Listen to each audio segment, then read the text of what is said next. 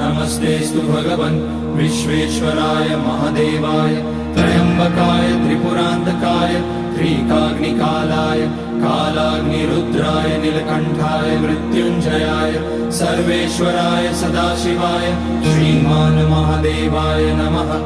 ॐ नमः शम्भवाय च मयोभवाय च नमः शङ्कराय च मयस्कराय च नमः शिवाय च शिवतराय च।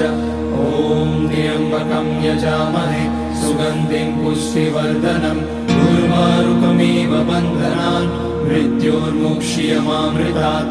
नागेन्द्रहाराय त्रिलोचनाय भस्माकराय महेश्वराय नित्याय शुद्धाय दिगम्बराय तस्मै नकाराय नमः शिवाय।